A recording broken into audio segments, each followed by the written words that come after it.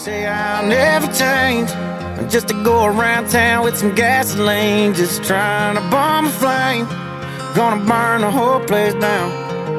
And how do you explain ever falling in love with a guy like me in the first place, and turn around and say that I'm the worst thing?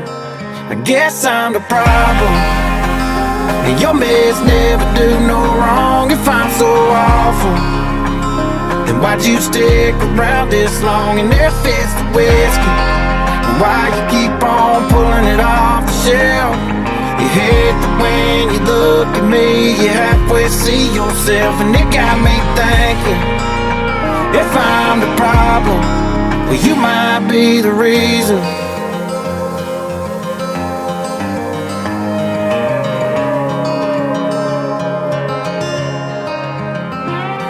Try to go our separate ways. How do you explain ever falling